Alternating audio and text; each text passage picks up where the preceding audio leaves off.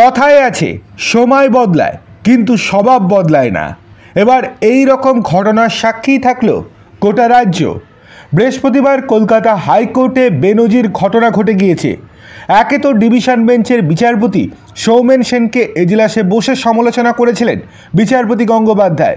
সেই সঙ্গে বিচারপতি সেনের বিবিধ নির্দেশের নেপথ্যে রাজনৈতিক উদ্দেশ্য নিয়ে প্রশ্ন তুলেছিলেন তিনি।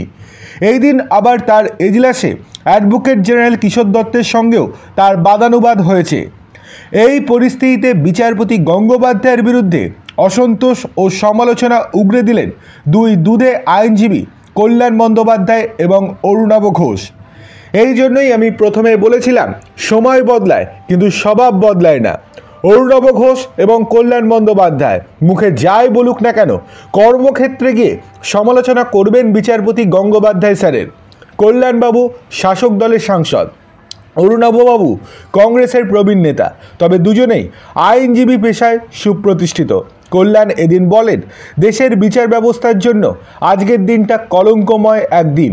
কোনো হাইকোর্টের বিচারপতি এইভাবে যদি তার ক্ষমতার অপব্যবহার করেন তাহলে দেশের বিচার ব্যবস্থায় নাকি উঠে যাবে। আবার অরুণাভ ঘোষ বলেন, ওকে আমি অনেক দিন ধরে চিনি, ওর অজ্ঞতাই ওর শক্তি। এর আগেও শাসক দলের তীব্র সমালোচনার মুখে পড়েছিলেন বিচারপতি গঙ্গোপাধ্যায় স্যার, কিন্তু তিনি আদালতের বাইরে সংবাদ মাধ্যমের প্রশ্নের জবাবে বহুবার সরাসরি বা পরোক্ষে বুঝিয়ে দিয়েছেন এইসব তিনি গায়ে মাখেন না। কল্যাণ এই দিন মৌখিক প্রশ্ন তোলেন। তিনি বলেন, রাজনীতিতে থাকা কোনো মানুষ বিচারক বা বিচারপতি হন না কখনো, কিন্তু বিচারপতি হওয়ার পর যদি কেউ রাজনৈতিক উদ্দেশ্য নিয়ে কাজ করেন তাহলে ভয়াবহ ব্যাপার। সেক্ষেত্রে তার বিচারের নিরপেক্ষতা নিয়ে প্রশ্ন ওঠা স্বাভাবিক। এতে গণতন্ত্রের ভিত্তাই নাকি নষ্ট হয়ে যাবে। বিচারপতি গঙ্গোপাধ্যায় নিজেই আদালতের অবমাননা করছেন। কল্যাণ আরও বলেন, সিপিএমের কিছু নেতা হাইকোর্টের আইনজীবী, তাদের ছাড়া বাকি সবাইকে হেনস্থা করা ওনার কাজ হয়ে দাঁড়িয়েছে।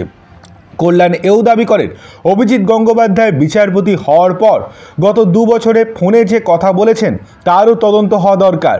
এজন্য স্পেশাল সিট গঠন করা উচিত, তাহলেই বোঝা যাবে উনি কোন অবৈধ কাজের সঙ্গে যুক্ত। মামার বাড়ির আবদার করেছেন কল্যাণ বন্দ্যোপাধ্যায়।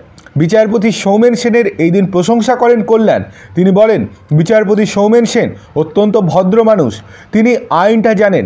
তাকে নিয়ে যেসব কথা বিচারপতি গঙ্গোপাধ্যায় বলেছেন তা অত্যন্ত দুর্ভাগ্যজনক।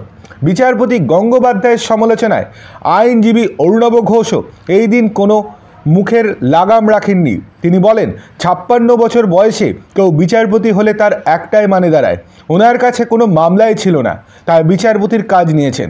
রোজগার ছিল না বলেই জজ হয়েছেন। কিশোর দত্ত যত মামলা করেছেন তার ছিটেফোঁটাও কি উনি করেছেন? কদিন বাদে উনি আর বিচারপতি থাকবেন না, তখন থানার ওসিরাও ওকে পুজবে না।